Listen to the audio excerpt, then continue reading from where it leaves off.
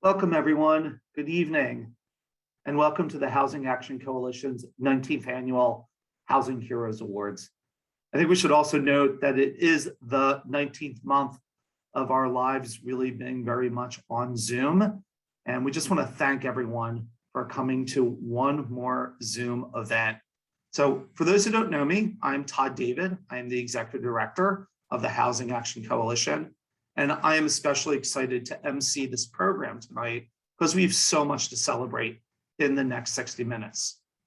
Before we turn to honoring our four housing heroes, we should first take a moment to celebrate all of the many victories that the pro-housing community has achieved this year across our cities, the state, and the country.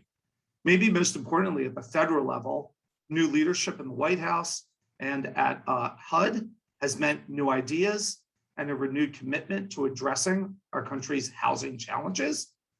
In California, where Governor Newsom is thankfully still governor, 2021 has seen the enactment of dozens of new housing reforms that will make it faster and easier to build more affordable homes across the state. And in cities across the Bay Area, local elected officials and pro-housing neighbors are working together to innovate new solutions to our region's longstanding housing problems. To talk about some of these exciting wins, it's now my pleasure to welcome Mark Loper to our virtual stage.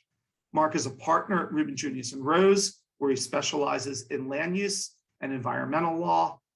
He's a longtime friend and partner of the Housing Action Coalition. So Mark, welcome. How are you? I'm great. How are you doing, Todd?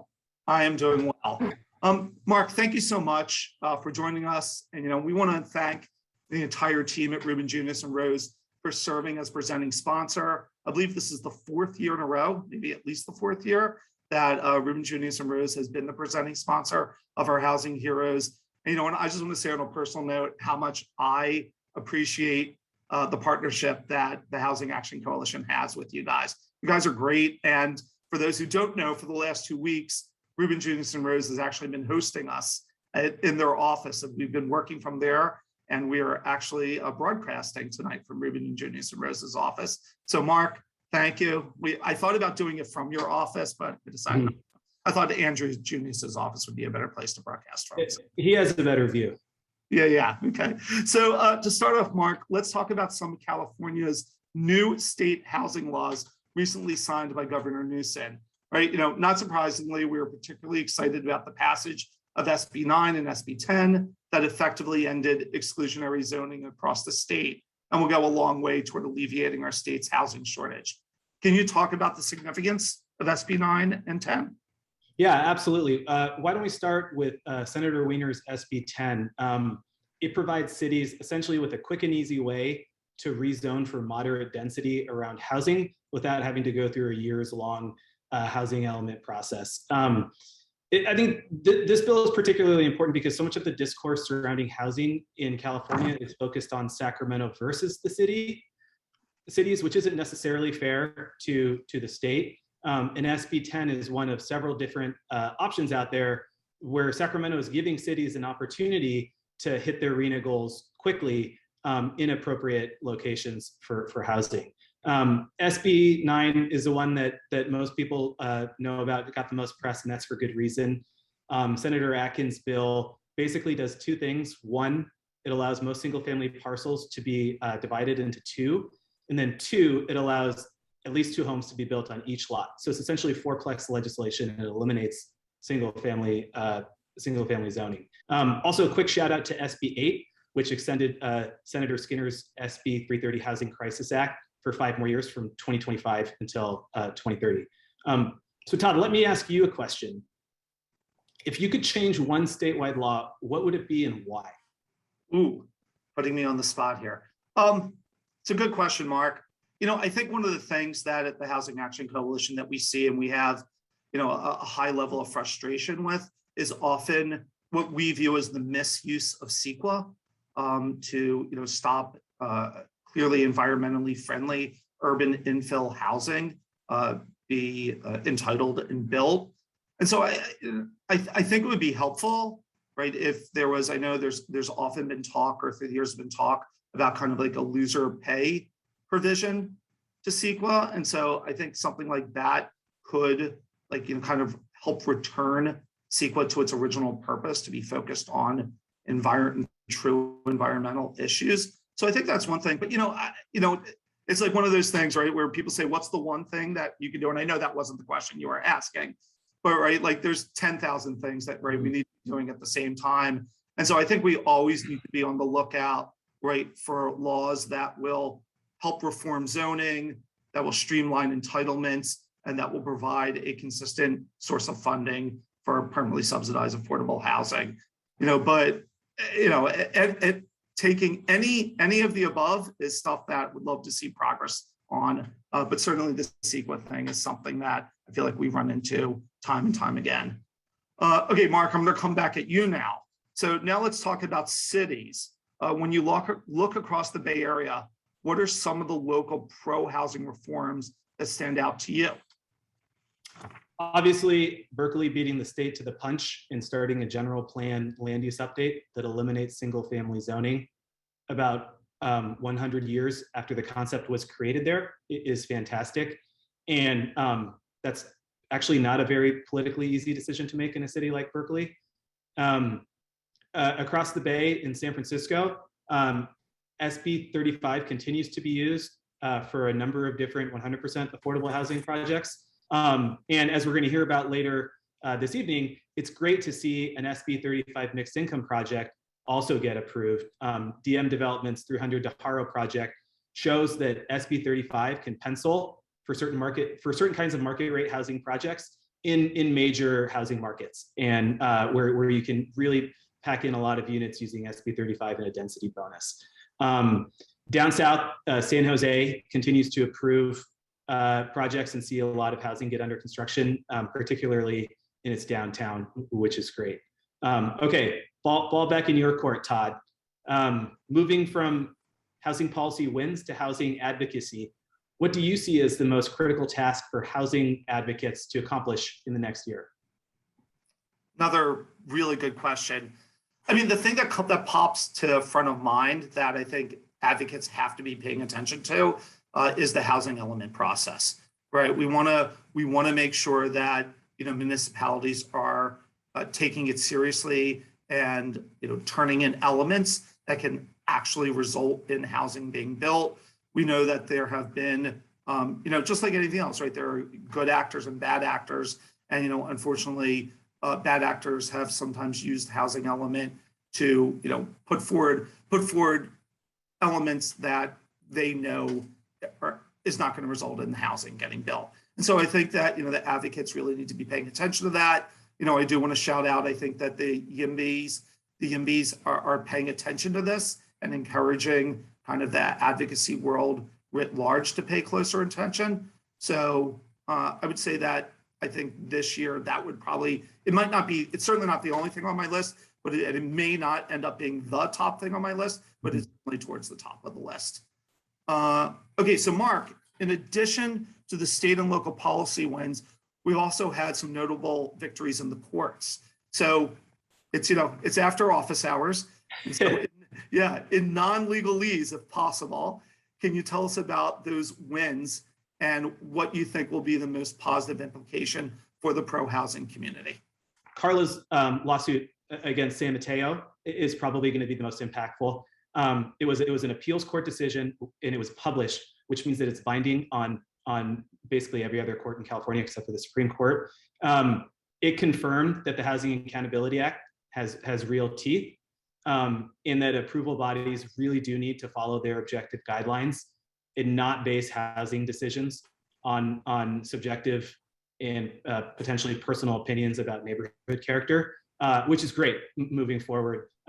It also made a few arguments that could prove helpful for other pro-housing laws down the line, including finding that housing production, both affordable and market rate housing production, is a matter of statewide concern that Sacramento can regulate.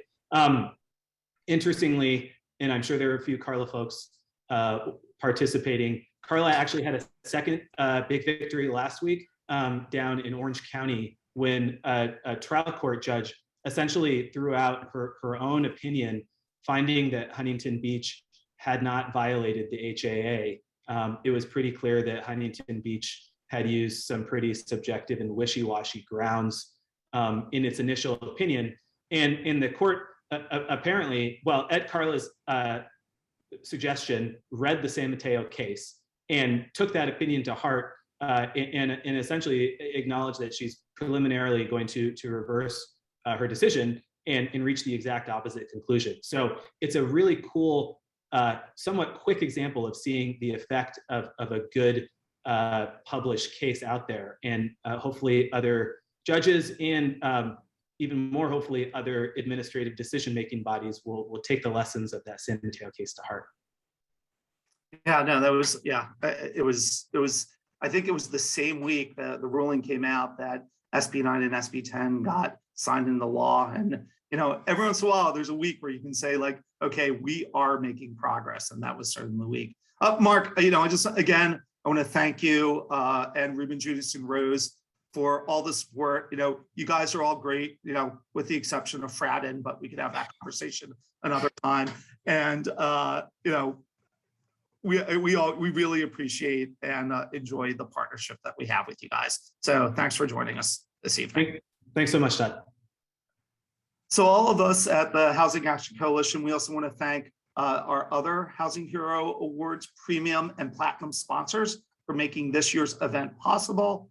The premium sponsors are Shepherd Mullen and Google, and our platinum sponsors are Prado Group, Emerald Fund, Carmel Partners, David Baker Architects, Verizon, DM Development, the Baylands Development Company, Northern California Carpenters, Factory OS, and Pantheon. And now it's time to move on to what we're here for, to meet our housing heroes. For those who are brand new to these awards, they are given to celebrate and elevate the work of individuals and groups who have made exceptional contributions to creating more homes at all levels of affordability and fostering more equitable and inclusive communities across the Bay Area and beyond. This year's honorees come from around our region and from the public, private, nonprofit, and academic sectors, and their efforts have accelerated solutions to our region's housing challenges and created ripple effects that extend well beyond the Bay Area and California. To present our first Housing Hero Award, it's my great pleasure to welcome to the stage Mayor Sam Liccardo. Mayor Liccardo, thank you for joining us to honor Leslye Corsiglia. I'm going to let you talk about Leslye. Yes, I will. I'll see you on the back end. Hey, thank you, Todd, and thank you for everything that HAC has done to lead our region and all the members of HAC, most importantly, collectively carrying the heavy load. It is really my great joy and pride to be able to introduce our first housing hero, and that is Leslye Corsiglia. And this one's a no-brainer. I think everybody knows who Leslye is. They know that she is just a tremendous leader and a tenacious advocate in every role that she has been in. And I have had the pleasure of working closely with Leslye on several important initiatives, including the first citywide inclusionary housing effort here in San Jose. When she was a longtime director of housing here, we partnered together on Measure E in her next life as the head of SV at Home.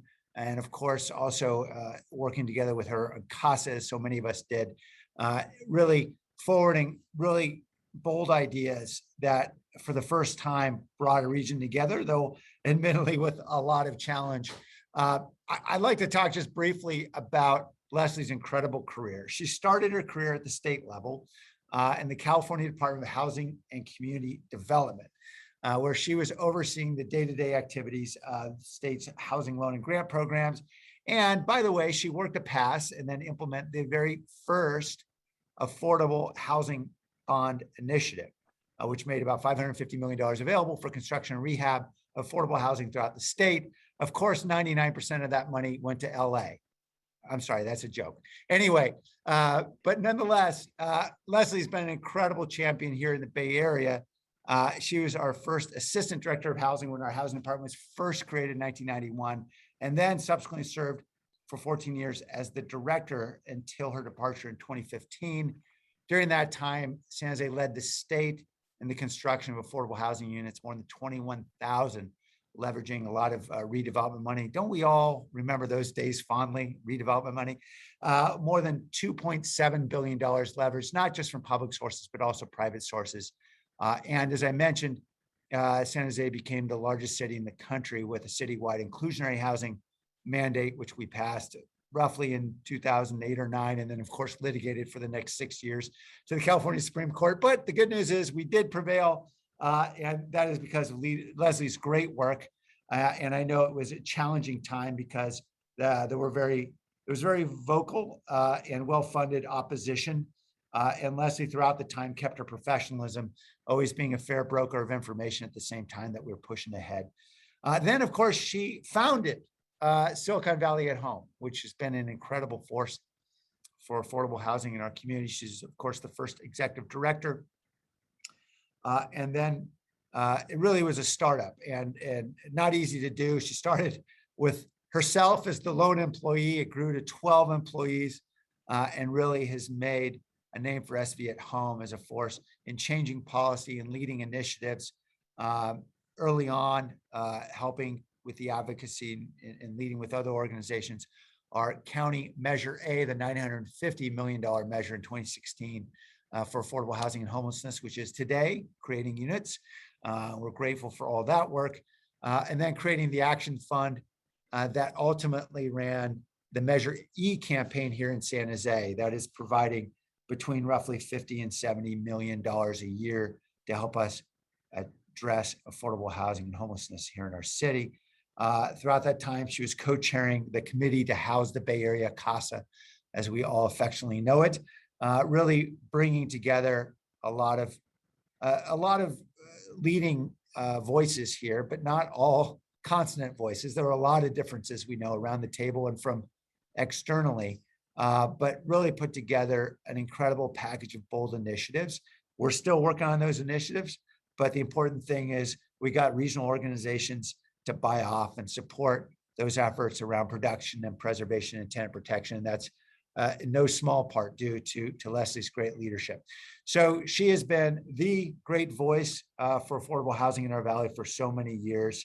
And she has been a great educator of mine and educator of other elected officials about the need for housing, the link between what we're doing out there with all the quality of life outcomes that we're trying to improve and affordable housing. So I am really honored and proud to present the 2021 Housing Hero Award on behalf of HAC to a leader I have great respect for and a friend, Leslye Corsiglia. I'm applauding. Hopefully we're all applauding here. Thank you, Dan. First of all, I'd like to say that in your next or last year and 90 days, or however many days it is, there's a lot we still want you to do. So we're going to count on you to keep doing some great housing work and be there to support you in that. But really, thank you very much for all of your nice words. The mayor was my boss for 8 years when he was council member, and for 10 days when he was mayor, because I left 10 days into his first term. I drove her out. And I always joke with him, it wasn't him, it was long planned. And in fact, I could have left earlier, but I did stay for those 10 days. So,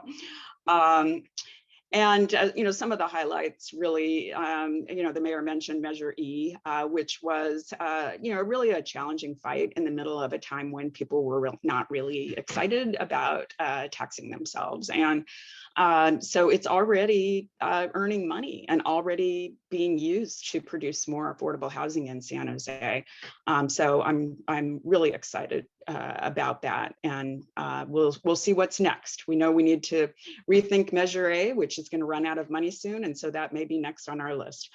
I also really want to thank the Housing Action Coalition and Todd and his staff for the great recognition.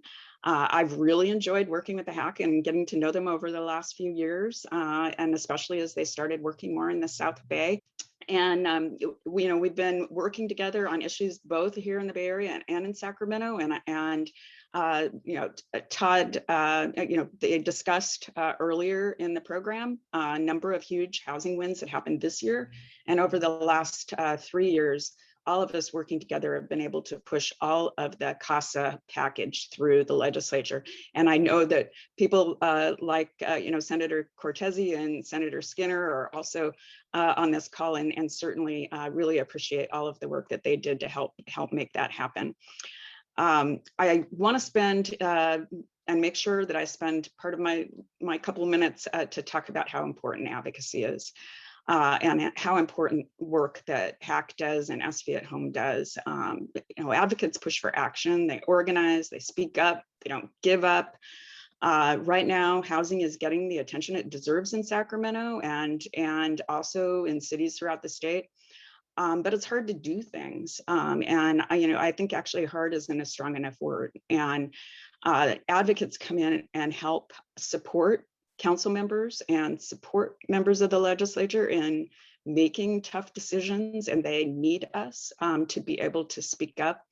I did spend a lot of my career in government, and I have one story I wanted to share, which is from a longtime advocate in San Jose. His name's Saul Wachter, and Sam, you may remember him. He passed away recently at the age of 103.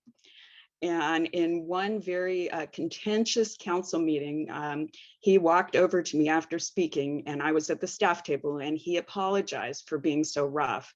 And what I said to him was, Saul, it's your job. You need to be there. You need to be speaking up for the people of San Jose. And I appreciate it and understand that sometimes, we may be on different sides of the argument, but we're really working toward the same thing. And so, I do think that advocacy is really, really critical, and really, the role that HAC plays and the role that all the advocates around the state play is making change. The other thing I wanted to say, because a lot of people may not know this because they may know me as having worked for the state or worked for the city, but I got my start as in advocacy. I was a lobbyist for the city student housing lobby at UC Davis. And we fought for tenant rights, and we fought for student housing. And actually, because it was a college town, we were actually the most powerful lobby group in the city, and we got a lot done. So anyway, that was where I started, and now I've left SV at Home, but I'm not leaving the housing world. I think I will continue to be an advocate. We need to keep speaking up and keep working together, and can't give up. So thank you again for this great honor. I really appreciate it. And thank you, Mayor, so much for being here today to introduce it. Mayor Liccardo, I want to thank you for doing the great introduction of Leslye. And Leslye, I think it probably goes without saying, but I'll say it anyway, how much I and the organization really appreciate the partnership that we have with you. I can't think of any idea that I have that I don't be like, hey, I wonder what Leslye thinks of this, and I want to call you and get your feedback. And so it's really, that partnership has grown, and I just see it continuing to grow. But Leslye, don't go anywhere, because we have another special guest for you. So Senator Dave Cortese would like to present you with one of those Senate what are they called, Senator? I always forget those resolutions. Thank you very much. Anyway, Senator, so nice to see you. It was great that we as an organization had an opportunity to work with you on a piece of legislation this year, and we are looking forward to continuing that relationship in the upcoming year. I'm going to turn it over to you to give your resolution to Leslye. Thank you very much, Todd, and for all of you at the Housing Action Coalition for everything you do. And you've certainly become a greater influence both locally and at the state level as well. And I expect that to continue, and it's so necessary. Of course, in terms of housing production, we know that it's finally, thanks to your efforts and those like you, become a thing that people accept and understand, including voters and constituents. And Leslye, you've been right at the forefront of that. I just want to say something more on a personal note. I hope you know that we all consider you to be one of the most pleasant and disarming people in public life and in professional life, that we have encountered. And I say we because it's not just me, it's an awful lot of people. And it's hard to be a high finance housing production person in a tough political environment You step into that and have stepped into it over and over again, and to do it with a smile on your face, and to do it in a way that, where you can bring the temperature down in the room and get people to slow down and be reasonable. And I think, that's what I hope everyone understands is part of the reason that you are getting an award like this, and why the Senate, the California State Senate, would bring forward a resolution commending you at this time. Thank you so much for all that you've done. Senator Cortese, thank you so much for joining us. Leslye, again, congratulations. I'm sure we will be talking soon, and we look forward to working with you, Senator Cortese. So next, for our next housing hero, we're honored to be joined by Richmond City Council member Claudia Jiménez. Hi, Claudia, and who will present Professor John A. Powell's award. Welcome, Claudia. Thank you, and thank you for having me. It's really an honor to present this award. I met John 10 plus years ago when my husband and I went to visit him in Ohio. He was the executive director of the Kirwan Institute for the Study of Race and Ethnicity at the Ohio State University. At that time, I didn't speak English at all. So sadly, I wasn't able to talk to John that much verbally, but we danced. And let me tell you, Professor Powell knows how to dance. He gave me a Latin jazz CD that I still listen constantly. Over many years, I had the privilege to get to know him and his work. Professor Powell is not only a housing hero, but also a true visionary when it comes to advancing more equitable and just housing policies and creating more inclusive communities. After several years of living in Richmond and working as a community organizer, I worked in a community benefit campaign that was negotiating with UC Berkeley, that at that time was planning to develop another campus in Richmond, a set of community benefits. This work led the city to create the most progressive community benefit policy. And even though the project did not get to fruition, it was a great process that empowered the community to understand what a truly community benefit process looks like. John was the one who convinced me and other folks to work on this. He saw the benefit and the opportunities for Richmond. And this is how he works, always being 10,000 meters ahead of everybody else. As director of the Othering and Belonging Institute, he has led a groundbreaking national initiative to illuminate and dismantle the connection between structural racism and housing. Under her leadership, the Othering and Belonging Institute has pioneered first of its kind research on the connection between single family zoning and racial segregation. Their scholarship has in large part propelled the movement to end exclusionary zoning in cities across the country, and aided policymakers in advancing reforms to remedy decades of structural inequality and exclusion. For all these reasons and countless others, it's my great pleasure to present Professor Powell with a 2021 Housing Heroes Award. Thank you. Hello, my name is John Powell. I'm the director of the Othering and Belonging Institute and a professor at UC Berkeley. I'm the awardee for this year's Heroes Award for the Housing Action Coalition for San Francisco and the Bay Area. I'd like to thank the Housing Action Coalition for this award, but more importantly, I'd like to thank them for their important work on trying to address the deep housing problems in the Bay Area and beyond. Housing continues to be an elusive goal for too many people. With scarcity and the rise in costs, many Californians and many in the Bay Area cannot afford housing. And yet, through its broad coalition of partners, Housing Action Coalition has tackled this problem for many years. While the end is not in sight, and we still have a long way to go, I'm convinced that we can solve this problem. and I am pleased to be part of this effort. Again, thank you for this award and being associated with so many gallant and hardworking awardees in the past. Thank you, Councilmember Jimenez, and congratulations to Professor Powell. We appreciate Professor Powell taking time to record his very kind words of appreciation, and we're enormously grateful for his remarkable work at the Otherings and Belonging Institute and all of his many endeavors in the furtherance of equity. So moving on to our next Housing Hero Award, I get to call on Senator Scott Wiener, our 2018 Housing Hero. Scott, welcome. Hi, how are you? I am doing well. I just want you to know, Scott, when I heard that you were presenting tonight, I made sure to put on a button-down shirt so that I would be dressed appropriately for your trained you well. Thank you. Hey, Scott, thank you so much for celebrating this year's Housing Heroes with us. And I'm going to turn it over to you to present to Mark MacDonald at DM Development, the Harris Street project. Great.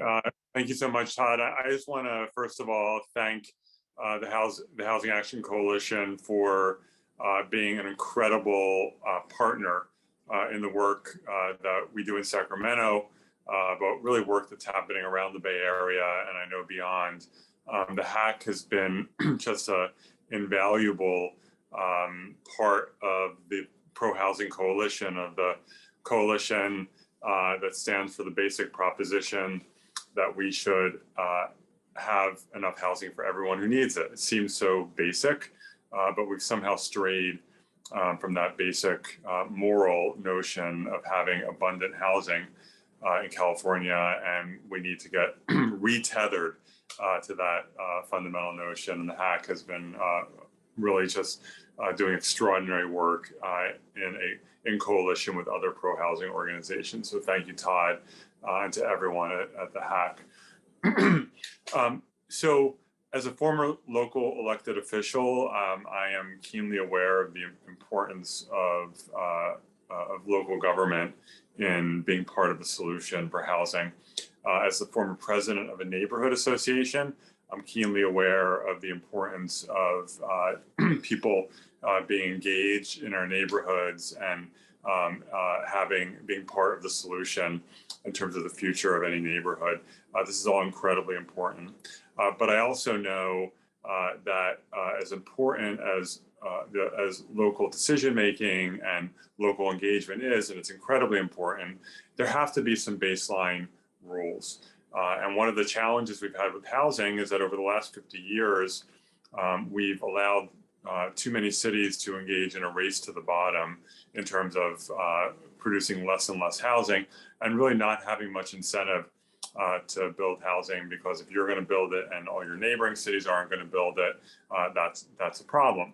And you can understand why a city that might otherwise be willing to build housing might not be so into the idea if cities in the area, other cities aren't going to participate.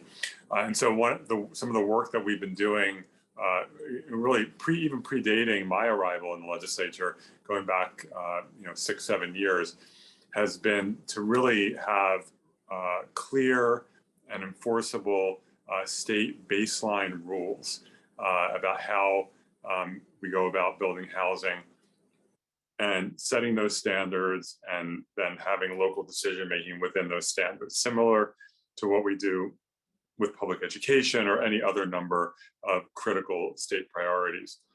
And so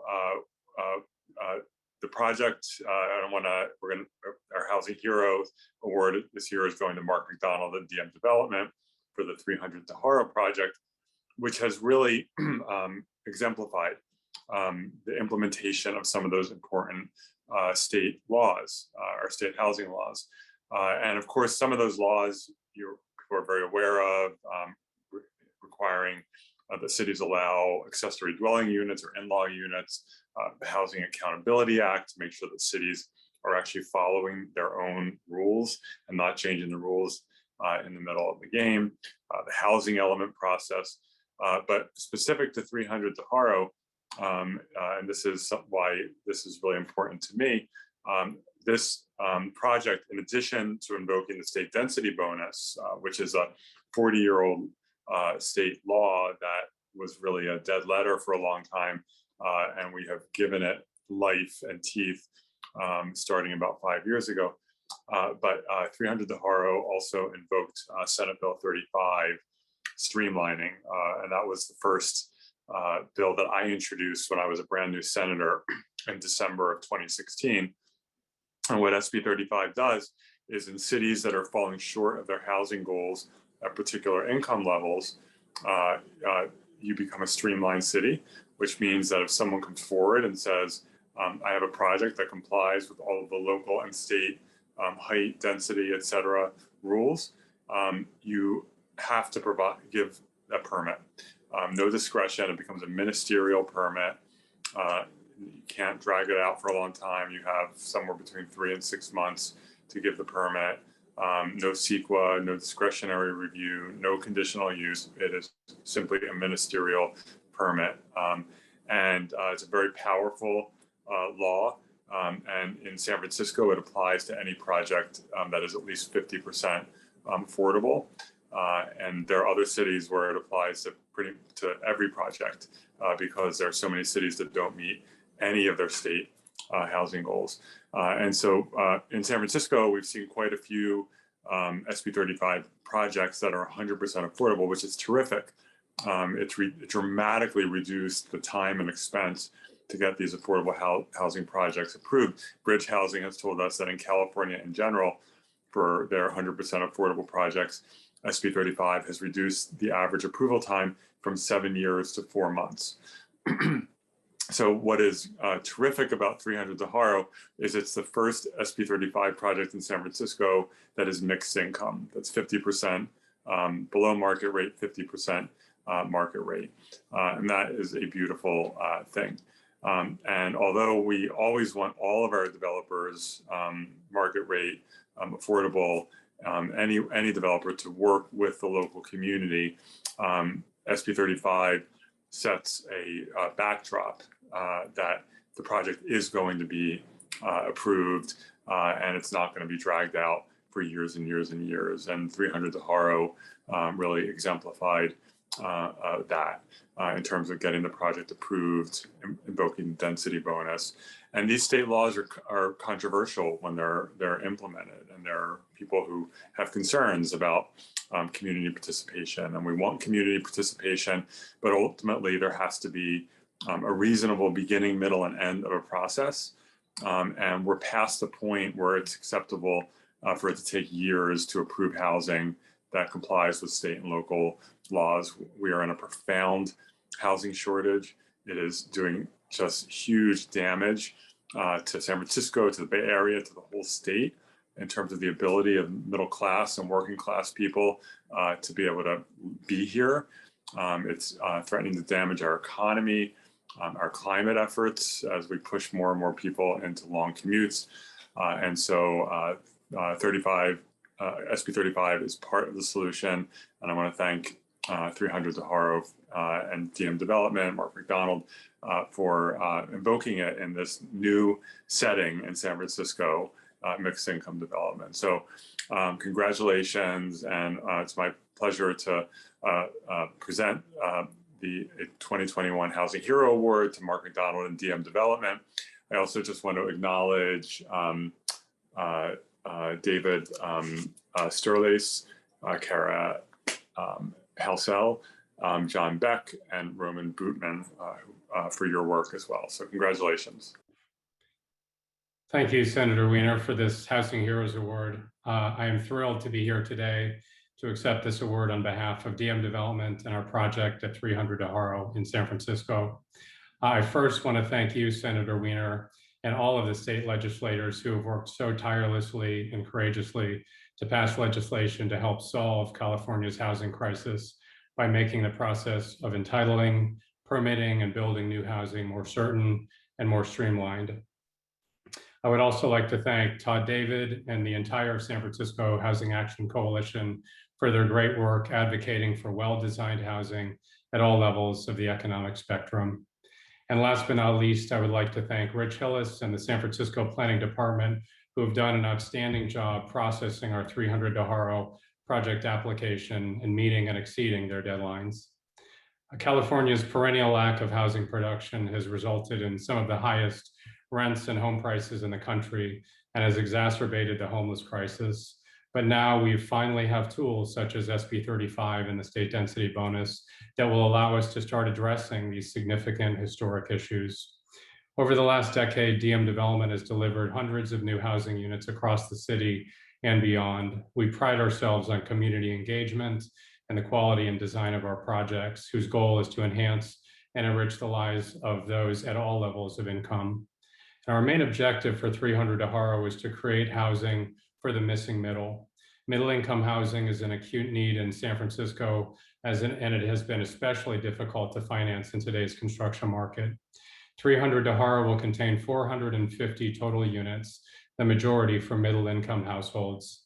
The project will have tasteful and beautiful finishes and robust community-oriented amenities, including resident lounges on every floor, co-working facilities, extensive open space, a health and fitness center, and cafes and restaurants for our tenants and the entire Potrero Hill community.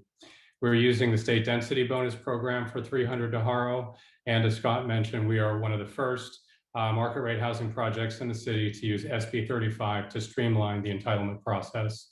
In exchange for our expedited entitlements, I'm pleased to say that 40% or 182 units in total at 300 DeHaro will be affordable to those earning between $45,000 and $75,000 a year. These 182 units of affordable housing will represent almost 20% of the total number of affordable units built in the city every year, and 40% of the total number of affordable units built without a public subsidy.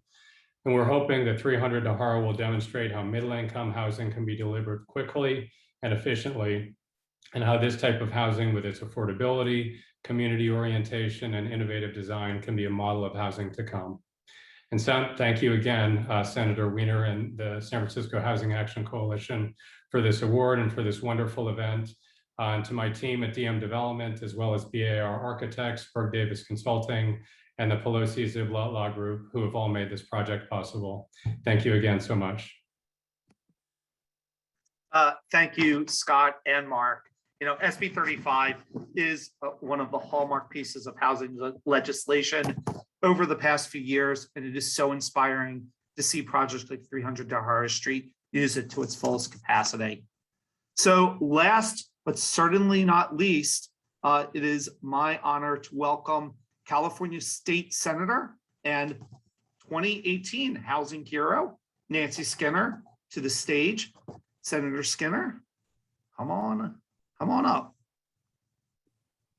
Thank you, Todd. Appreciate the introduction. Appreciate being here with my good friend, Senator Wiener, who shared that award along with Assemblymember Chu then. And we have been fighting the good fight on housing now for, for a while.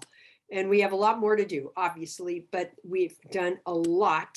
And what we need is our local governments to follow us, and not only to comply with our laws, but to take the kind of actions that you are recognizing by recognizing tonight the Berkeley City Council. And I'll get into that in a moment. So the Berkeley City Council, I will use as my little preface, was not, I would say that it has not been a hallmark of the Berkeley City Council to be pro-housing, and that has been for decades. Berkeley has really been one of the absolute emperors of NIMBYism, and going way back, and I'll tell a little story on that. And it was one of those situations where I think the community, as happens very often in the quest, and I was part of this being in the Berkeley City Council in the 80s, in our commitment to affordable housing and to maintaining tenants' rights, we didn't appreciate that we needed to let housing get built in addition to getting affordable housing built and also maintaining tenants' rights. And so we downzoned and we limited housing, and it's been a real effort to try to reverse that, but it's been the last, X number of years where that's begun to be reversed, some by voter initiative. But you're recognizing the Berkeley City Council tonight because they have taken some very courageous actions to reduce barriers to affordable housing and to confront structural racism in our housing policies. And they truly deserve the Housing Action Coalition's award tonight. The Berkeley Council earlier this year launched a process to finally reverse an ugly racist part of Berkeley's history, which is part of our state's history too. But little did most people know, it was started in Berkeley 105 years ago. In 1916, Berkeley became the first city in the country to adopt, and in California, to adopt exclusionary zoning. And the purpose explicitly was to prevent Black and Asian Californians from living in certain wealthy neighborhoods, like those of you who are familiar with Berkeley, the Elmwood and Claremont. As often happens with actions that the city of Berkeley takes, we always initiate things. Some of the things we've initiated have been good, this one not so good.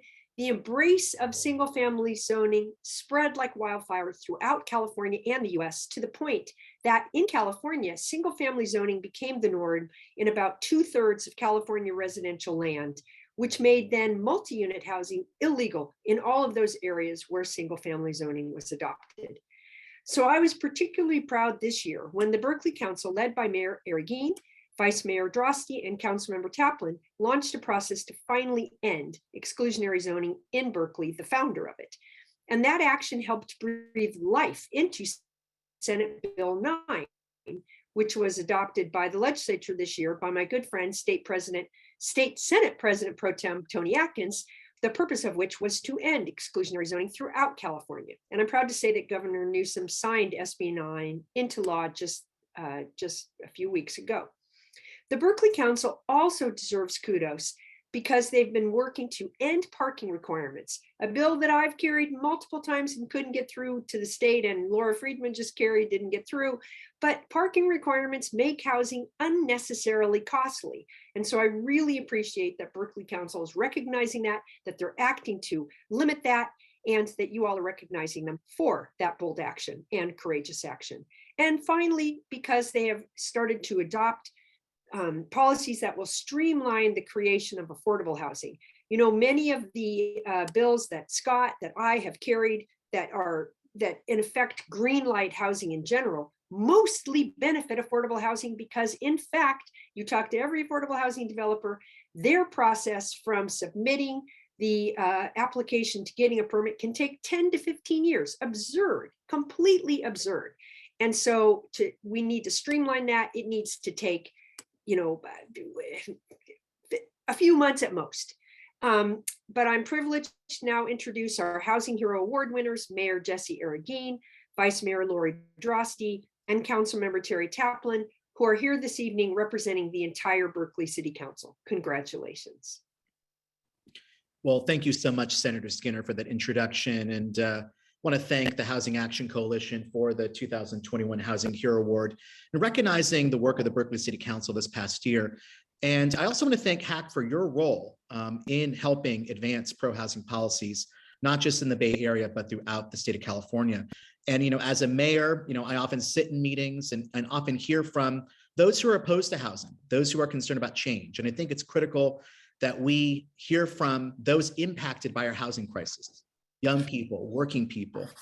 We hear from pro-housing voices. We understand that building housing is critical to implementing what we all believe in, that housing is a human right. And I just want to say that this recognition is significant, as over the past year, Berkeley has demonstrated regional leadership on housing. And as Senator Skinner touched upon, it wasn't too long ago that Berkeley was known as a place that was hostile to building housing and to pro-housing policies. And personally, it wasn't too long ago that I was skeptical of new market rate development and pro-housing policies. But we are facing a crisis, a climate crisis and a housing crisis. We see growing tent encampments on our streets.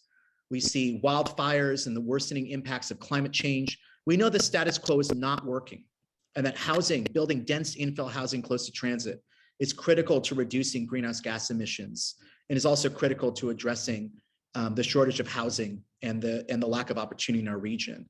I want to thank my colleagues, Vice Mayor Lori Droste, who's been a consistent champion on pro-housing policies, new Councilmember Terry Taplin, and my other colleagues, we now have a pro-housing majority on the Berkeley City Council.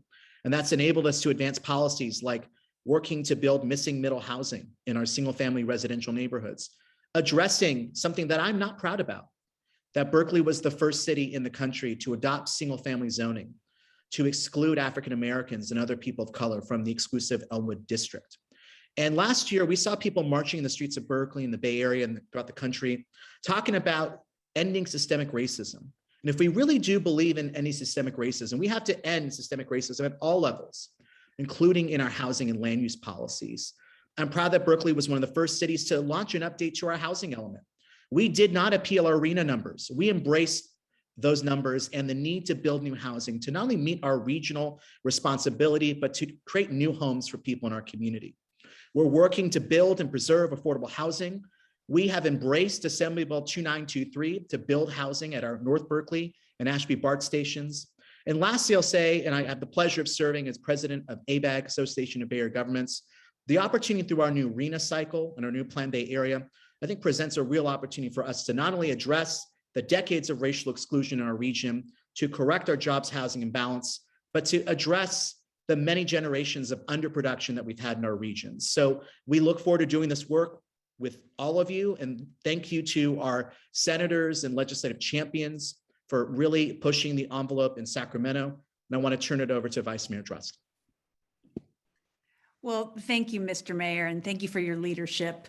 I want to thank the Housing Action Coalition for this award, and thank you, Senator Skinner, for your kind words.